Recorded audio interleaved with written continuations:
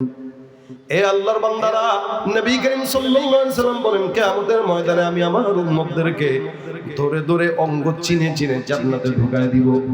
আল্লাহ পাক রব্বুল আলামিন এত মর্যাদা দিবেন, অন্য কোন নবীর উম্মতকে আল্লাহ পাক এই মর্যাদা দেন নাই। মুসা পয়গম্বরের সঙ্গে আমার আল্লাহ কথা বলতেন, যার কারণে আল্লাহ পাক বলেন ওয়া কাল্লামাল্লাহু মুসা তাকলিমা। আমার আল্লাহর সঙ্গে মুসা কথা বলতেন, যার কারণে তার নাম কালিমুল্লাহ। এত কথা বলতেন যার কারণে আল্লাহ পাক রব্বুল আলামিন কালিমুল্লাহ লকব লাগায় দেন। মুসা পয়গম্বরকে আল্লাহ বলেন, হে মুসা, তোমার সঙ্গে আমি আল্লাহ নির্দিষ্ট সময়ে কথা বলি। তুমি কি জানো এমন একদল বান্দা থাকবে যারা নবীও না, কিন্তু আমি আল্লাহ তাদের সঙ্গে যখন মন চায় বান্দার সঙ্গে কথা বলবো। সুবহানাল্লাহ। আল্লাহ নবী মুসা ডাক দিয়া বলে, মালিক, ওই বান্দারা কারা? ওরা কি কোন নবী? আল্লাহ ডাক দিয়া বলে, না না, তারা নবী না। এই জমানার মধ্যে একজন পয়গম্বরকে আমি পাঠাবো, যার নাম মুহাম্মদুর রাসূলুল্লাহ সাল্লাল্লাহু আলাইহি ওয়াসাল্লাম। ওই নবীর উম্মতদেরকে আমি আল্লাহ পাক রব্বুল আলামিন জমিনে প্রেরণ করব। তারা নবীর উম্মত হওয়ার কারণে আমি আল্লাহ তাদেরকে একটা জিনিস গিফট দেব, যেটা হলো সালাত। বান্দা নামাজের মধ্যে যখন দাঁড়াবে, বান্দা সূরা ফাতিহা তেলাওয়াত করবে। বান্দা ফজরের নামাজের মধ্যে দাঁড়াবে, জোহরের নামাজে দাঁড়াবে, আসরের নামাজে দাঁড়াবে, মাগরিবের নামাজ, এশার নামাজ।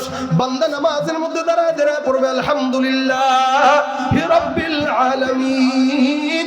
আমি আল্লাহ পাক রব্বুল আলামিন বান্দার ওই নামাজের কিরাতের জবাব দিয়া বলবো, হামিদানি রব্বি। বান্দা আমার সঙ্গে নামাজের মধ্যে দাঁড়ায় দাঁড়ায় কথা বলবে। এই কারণে আল্লাহ পাক ডাক দিয়া বলেন, ওয়াসজুদু ওয়াকতারিব। বান্দা সিজদা দাও আর আল্লাহর নিকটবর্তী হয়ে যাও। একমাত্র ইবাদত যেটা নামাজ, এই নামাজের মাধ্যমে বান্দা আল্লাহর নিকটবর্তী হয়। নামাজের মাধ্যমে বান্দা আল্লাহর সঙ্গে কথা বলে। সুবহানাল্লাহ।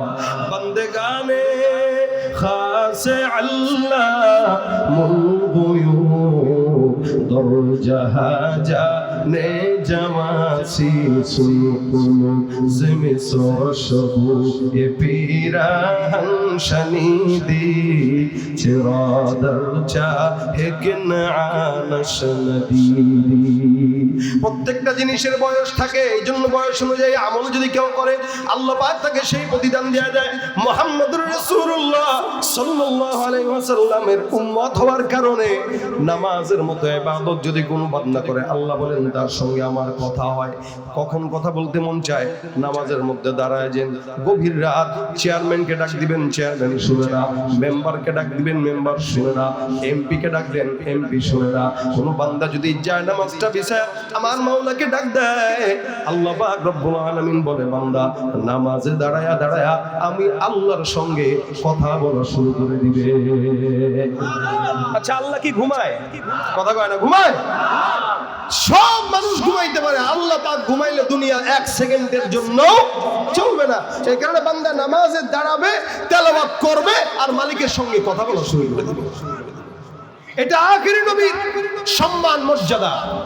আল্লাহ পাক রব্বুল আলামিন পয়গম্বরকে মর্যাদা দিতে যে কোরআনে অসংখ্য নবীদেরকে নাম ধরে ধরে ডাক দেয়, আমার পয়গম্বরকে নাম ধরেন না। এত সম্মান, যার কারণে আদমকে আল্লাহ পাক ডাক দেয়, হে আদম, ইয়া আদম উসকুন আনতা ওয়া যাওজুকাল জান্নাহ। আল্লাহ পাক বলেন, ইয়া মূসা লা তাখাফ। আল্লাহ পাক বলেন, ইয়া যাকারিয়া ইন্না নুবাশশিরুকা বিগুলাম। আল্লাহ পাক বলেন, ইয়া ইয়াহইয়া খুযিল কিতাবা বিকুওয়া। ইয়াহইয়া কেউ নাম ধরে ডাকেন, যাকারিয়া কেউ নাম ধরে ডাকেন, মূসা কেউ নাম ধরে ডাকে, হারুন কেউ নাম ধরে ডাকে, ইব্রাহিম কেউ নাম ধরে ডাকে, ইসমাইল কেউ নাম ধরে ডাকে, ইউসুফ কেউ নাম ধরে ডাকে, ইউনুস কে নাম ধরে ডাকে, লূত কে নাম ধরে ডাকে, সামুদ কে নাম ধরে ডাকে, আদ কে নাম ধরে ডাকে। যত এলাকার ভিতরে জনপদ ছিল, সব জনপদের নবীদেরকে আল্লাহ পাক রব্বুল আলামিন নাম ধরে ধরে ডাক দেয়, নাম ধরে ধরে ডাক দেয়। এদেরকে আল্লাহ পাক রব্বুল আলামিন মর্যাদা দিয়েছেন, যদিও কিন্তু নাম ধরে রেখেছেন। এলাকার চেয়ারম্যান সাহেবকে চেয়ারম্যান বলা হয়, তার হেদায়েতুল্লাহ ভাই কয় না।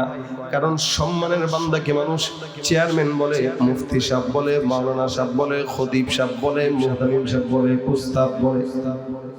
আমার আল্লাহ পাক রব্বুল আলামিন সব নবীদেরকে নাম ধরে রাখলেও কোরআনের ফাতিহা থেকে নিয়ে নাস পর্যন্ত একটা আয়াতের মধ্যে শুধুমাত্র মুহাম্মদ বলে আমার পয়গম্বরকে ডাকেন না।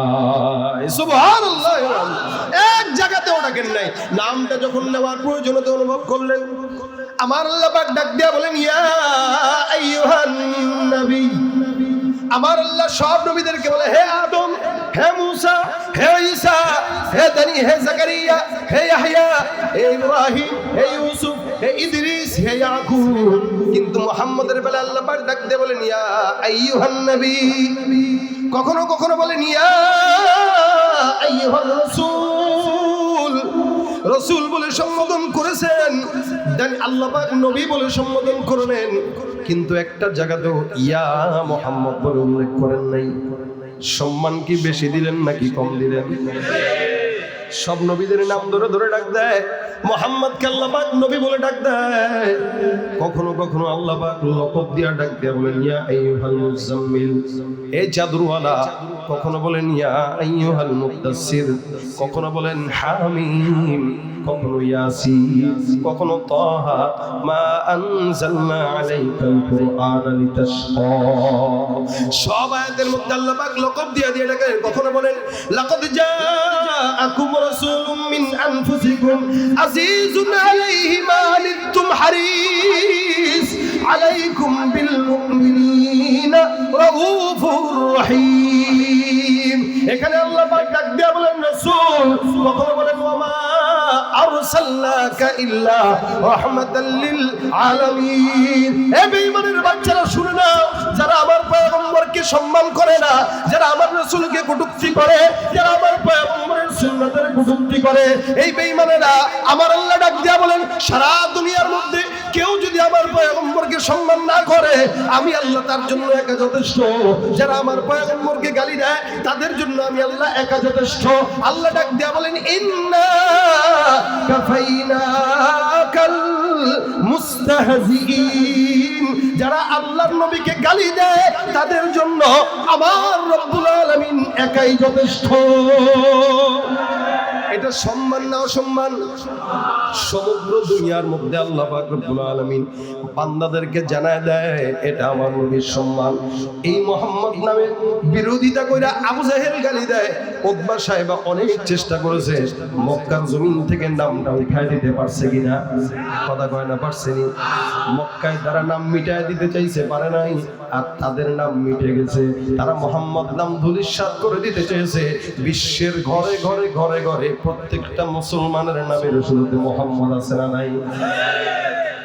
মুহাম্মদ বা আহমদ এই নামের খেলায় রাসূল বলেন তোমাদের কারো ঘরে যদি মুহাম্মদ নাম থাকে, একজন দুইজন তো আল্লাহ পাক ওই ঘরে বরকত দিয়ে দিবেন। এজন্য যদি সন্তানের নাম রাখেন না মুহাম্মদ, আমি আমার ছেলে দুইটা, একটার নাম মুহাম্মদ, একটার নাম আহমদ। এজন্য ঘরে আলাদা বরকত, যেখানে মুহাম্মদ বরকত সেখানে। কারণ আল্লাহর নবী মুহাম্মদুর রাসূলুল্লাহর নাম এই ঘরে থাকবে, আর এই ঘরে বরকত থাকবে না, এটা হতে পারে না। আল্লাহ পাক রাসূলের নামের বরকতে গোটা বিশ্বে এই মুহাম্মদ নাম ছড়ায় দিয়েছে। আর যারা নাম মিটায় দিতে চেয়েছে, তাদের নামটাকে, তাদের ঘরটাকে কাবা শরীফের ওই চত্বরে বাথরুমে রূপান্তরিত করে দিয়েছে। আবু জাহেলের বাসা এখন কি কথা বলেন? আজি সাহেবরা তালাশ করে যে হাঁকবে কেমনে। আমি গতবার তওয়াফ করে বেরোইতেছি, তো এক মুরব্বী একদম বুড়া আমার দেখে কয় কাকা আবু জাহেলের বাড়ি কোনটা? চিনি না, একটু চিনা দেন। আমি কই কি হয়েছে? চাপ লাগছে নি কাকা আপনার? হাসি দিয়া কয় বহুত কষ্ট করে ঠেকায় রাখছি, তাড়াতাড়ি বলেন। মনের খুব ইচ্ছা ওর বাসা যায় কাজটা সারবো। মানে মাতাফের তাওয়াফ যে করবেন, মসজিদের নিচে আন্ডারগ্রাউন্ডে বাথরুম টাথরুম আছে, ওই জায়গায় তার ঘর বাড়ি ছিল। তো ওই জায়গাটাকে এখন বাথরুম বানায় রাখছে। আল্লাহ কয় তুই আমার হাবিবের বিরোধিতা করছস, তোর বাসস্থানে আমার আজীবন বান্দারা খালি পায়খানা করবে।